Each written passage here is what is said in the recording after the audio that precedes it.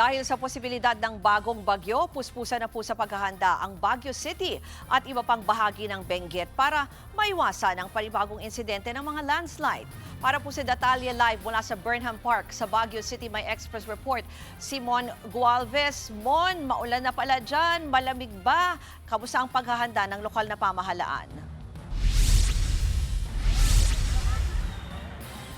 Naku Ruth, literal na talagang Baguio feels yung lamig, no? Kasi nga sinasabayan din yung lamig ng simoy ng hangin ng buhos ng ulan dito sa malaking bahagi ng Baguio City. At halos buong araw na talaga nakararanas ng mula katamtaman hanggang malakas na buhos ng ulan itong syudad. Kaya naman, kayod ang ginagawa ngayon ng mga otoridad para sa kanilang clearing operations para maalis yung mga posibleng makadagdag sa dahilan ng mga pagguho ng lupa o landslide, lalo't sabi nga ng Pag-asa, talagang makararanas doon ng mga pag-ulan itong lugar, itong mismong pati na rin ng Benguet Province hanggang sa darating na weekend.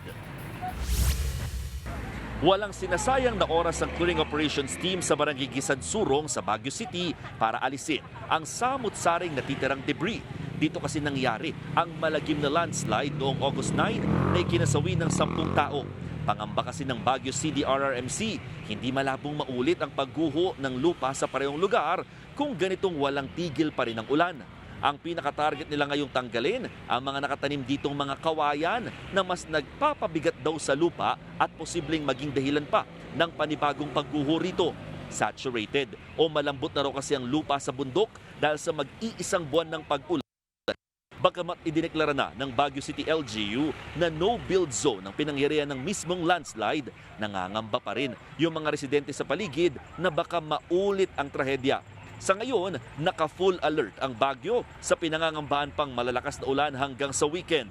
Nakataas pa rin muna ang Blue Code na ang ibig sabihin ay naka-standby lahat ng ahensya ng pamahalaan sakaling kailanganin ang at iba pang kahalintulad na gawain. Route so far, passable pa naman ng lahat ng mga major roads and highways papunta at palabas mula rito sa Baguio City. Kabilang na dyan yung Cannon Road na nadaraanan naman ngayon ng mga light vehicles. At ilang linggo rin kasi ito talagang naging sarado muna sa mga motorista dahil sa mga pangamba ng rock slide, pati na rin ng pagguho ng lupa. Ruth, balik sa'yo.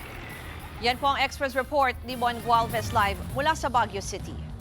Mga kapatid, Ruth Cabalco, para sa mabilis na pasada ng mga balitang dapat niyong malaman, mag-follow at mag-subscribe sa social media pages ng News 5.